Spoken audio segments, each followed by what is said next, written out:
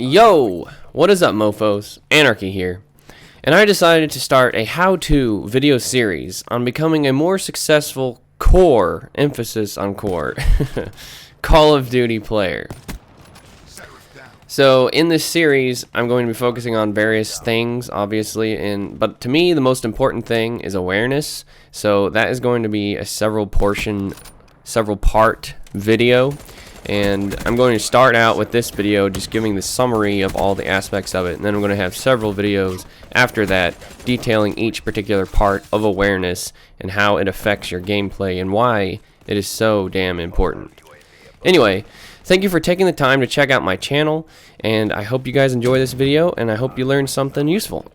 If you do, I would truly appreciate it if you could punch that like button or even subscribe if you would like to be notified for further content on my channel. Thank you. So, without further ado, let's get started. There are many tools available that will improve your Call of Duty success, and as I mentioned before, awareness is one of the most important. Improving your awareness even slightly can have a significant impact on your gameplay. For Call of Duty, awareness can be broken down into three categories: pre-game, present game, and post-game awareness. Mastering all three of these will make you a better player, guaranteed. Pre-game awareness comes in the form of map knowledge as well as knowledge of your opponents. I highly recommend viewing all of the maps offline prior to playing the online multiplayer.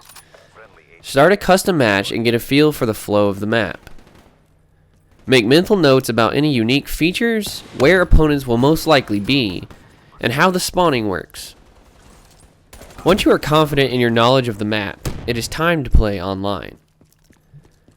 During matchmaking, take the time to view the lobby leaderboard and assess the skill levels of your opponents. If possible, view their combat record to discover what weapons they use the most often. This information can give you a clue as to where they will most likely be on the map and what their fighting style is like. Choose a class that you think will match up the best against your opponents. Moving on from pre-game awareness, present game awareness begins as soon as the in-game countdown timer hits 0. Using your pre-game awareness knowledge, you should already have a route planned out for you to take upon spawning.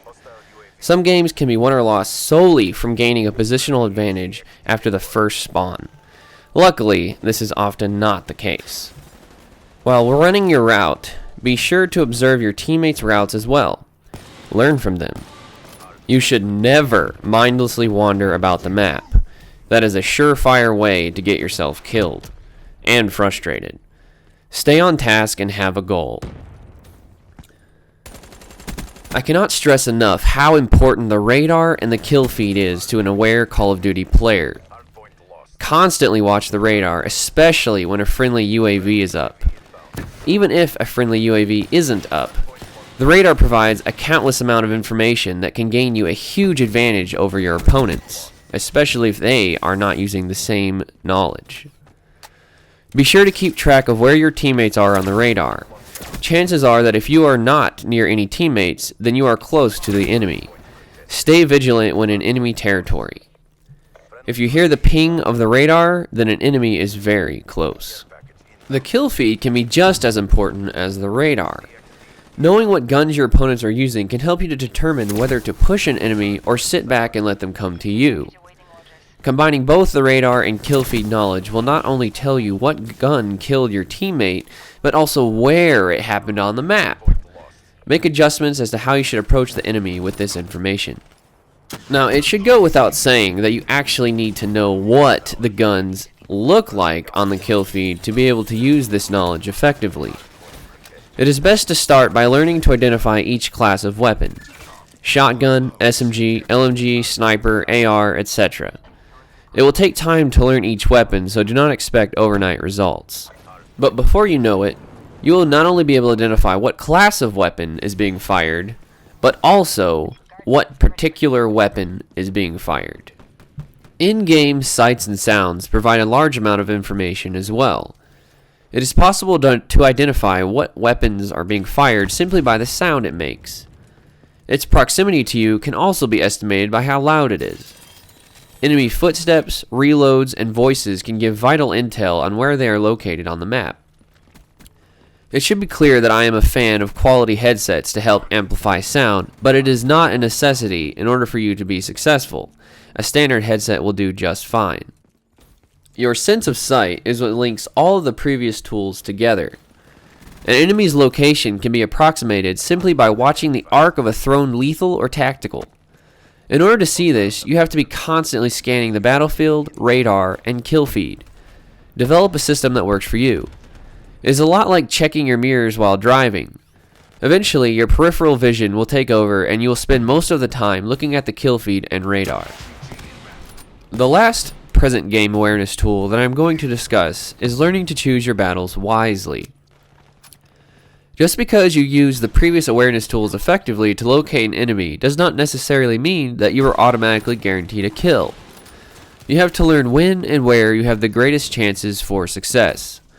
For example, if you know an enemy with an AR is posted up on a barrier at medium to long range and you are using an SMG, it would be unwise to challenge.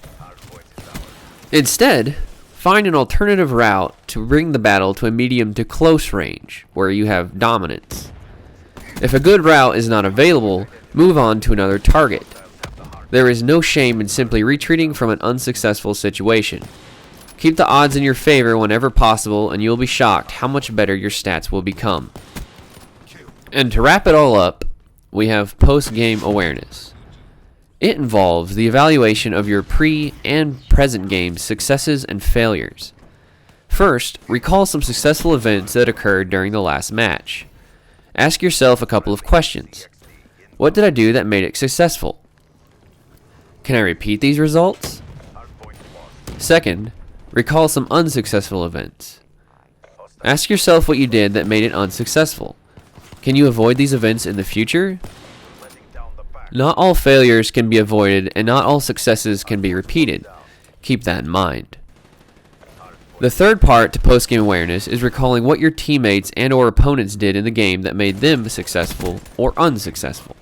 Try to gather any information from others' gameplay that will help you to be more successful. If a particular match sticks out to you, bookmark it and watch it in the theater later, if available. You can learn a vast amount about the game from watching both yourself and others play in theater.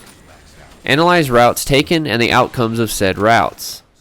Ask yourself what you would have done differently. Store away all of this new information and then get back to practicing to gain more insight. The more you play with awareness in mind, the more successful you will be. And don't forget to have fun and keep your attitude in check. Good luck out there, guys.